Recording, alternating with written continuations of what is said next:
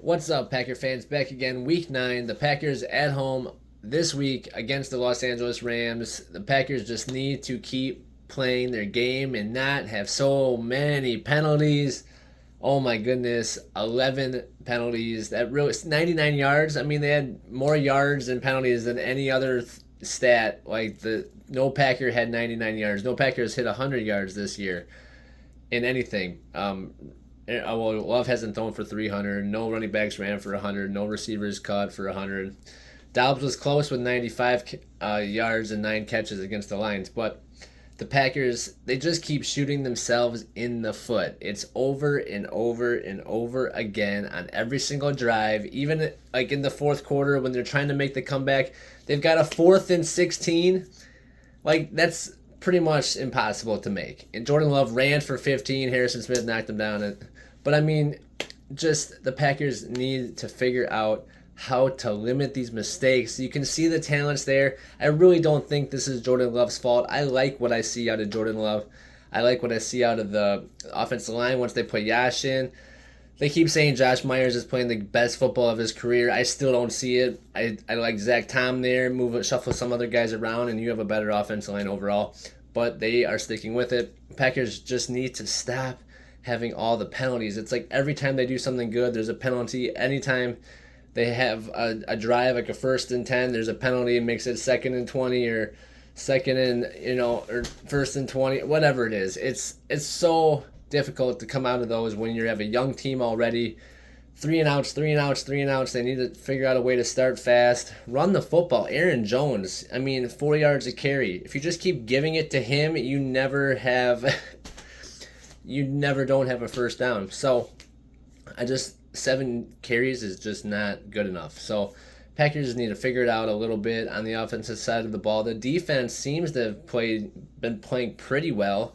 Obviously, the turnovers and everything give a quick turnaround for the offense by the Vikings, and they scored real quick, and they kind of got out of control real fast. But this is a new week. Packers 2-5, Rams 3-5. It looks like the Rams coming in. Stafford has an injured thumb. He's probably going to play. They have Puka Nacua, the rookie, 5th rounder out of BYU, who's basically on a 120 catch, 1,600 yard projection right now with the stats he's had in the first few weeks of the season. They got Cooper Kupp back a couple weeks ago, not last week, but a couple weeks ago. And both of those guys together with Stafford seem to be a pretty formidable offense. Stafford has over 2,000 yards passing already this season. But the Rams 3-5 don't have a lot of other pieces. They have Higbee at tight end. The offensive line's pretty solid. But on defense, Aaron Donald and Jordan Fuller at safety, basically the only 2 names that I know on that entire defense. Obviously, Aaron Donald is a big enough name, but if we can block him up in the middle, which I'm worried about, that means Josh Myers needs to stop Aaron Donald. Let's see if he can do it. But otherwise, Packers seem like on paper they should be able to at least move the ball on offense. They don't have any dominant corners or anything on the defense, and so the Packers should be able to move the ball hopefully early and often. And at home at Lambeau, they have everything going in their favor. They should be able to at least move the football. They need to score some points in the first quarter. Whether it's a field goal or a touchdown, just score some points and then hopefully carry on into the second quarter. Maybe put up 2 different scores, like a field goal and a touchdown. Make it go crazy. I don't know. All this second half stuff is getting really out of hand. It's too much to overcome. And even last week against the Vikings, it looked like if we could score on those opportunities we had at the end, we would have been able to tie it up or take the lead. And we just couldn't get it in the end zone on 4th down any of the times. We had a lot of chances last week to really flip the script of the game. So I feel like it's a young team. All of this is just growing pains. We knew this was going to happen. I don't know if people really thought we'd start winning all of a sudden. I thought maybe we'd have success here and there, but I knew there'd be a learning curve for sure. We're 2-5, 10 games left. Jair kind of said it. We're going to go 10-0. Obviously, that's not going to happen. But they have 2 games. They have won 2 games. So if they can add 6 to 8, they're kind of in the playoff mix at the end there. So we'll see how the push goes. If we can win this game, the whole narrative switches. We all know that for a week at least. It'll switch to, oh, now they're back in charge of their own destiny. So go to 3-5, it's a lot different than going to 2-6. So let's see what the Packers can do this weekend. They got to run the football. Aaron Jones, AJ Dillon, both should be healthy.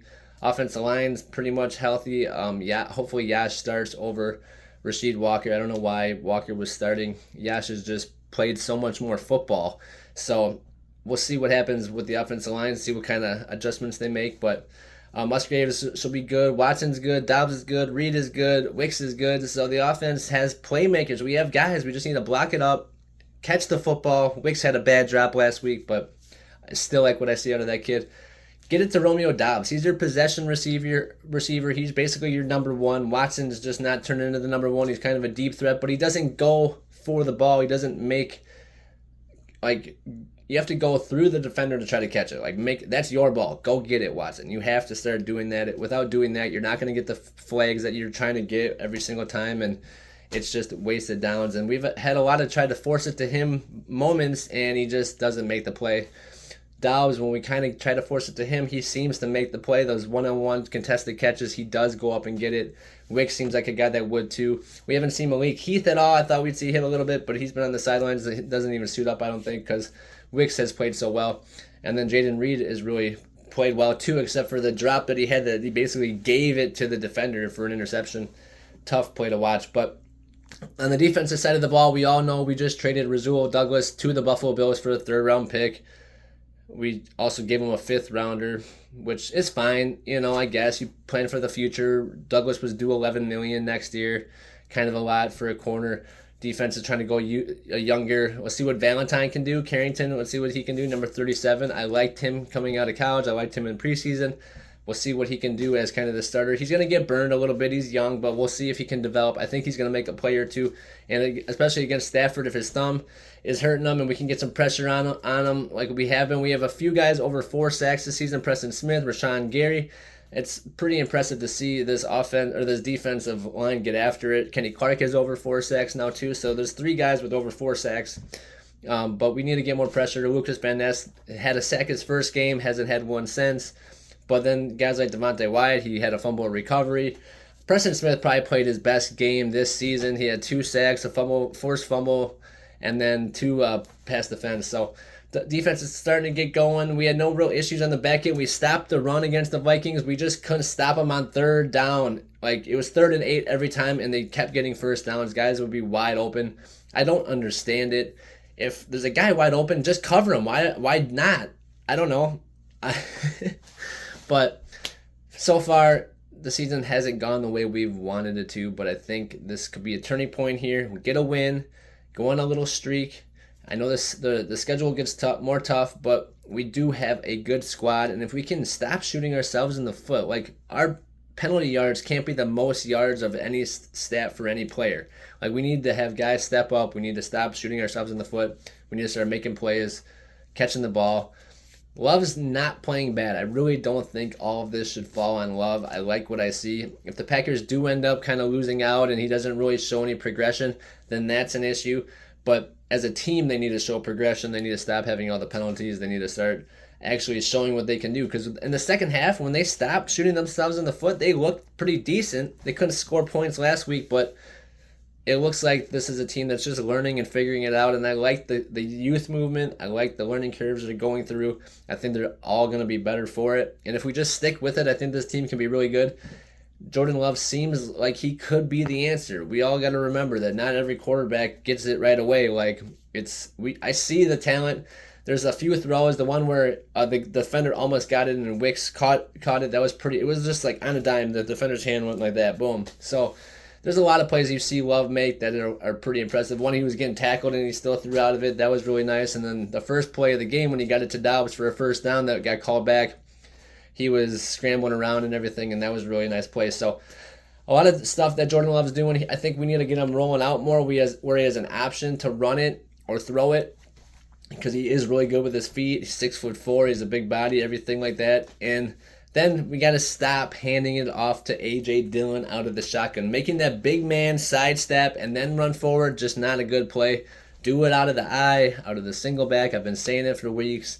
stop running shotgun. With Aaron Jones, it's different. He's shifty. He's a scat back. He can get back and forth. So stop doing that with A.J. Dillon. But I think the Packers can get a win here, kind of flip the script a little bit, get back to 3-5.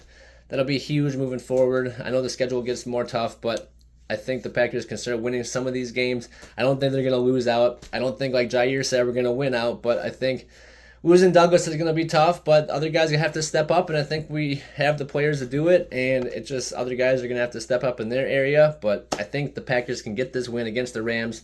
Like I said, Aaron Donald is like the only guy on the defense that I really know. Jordan Fuller, like I said, but the offense, they have some weapons, but if the Packers can score some points, obviously they can win this game. So here we go. Go Pack, go. Peace out, guys. Thanks for watching.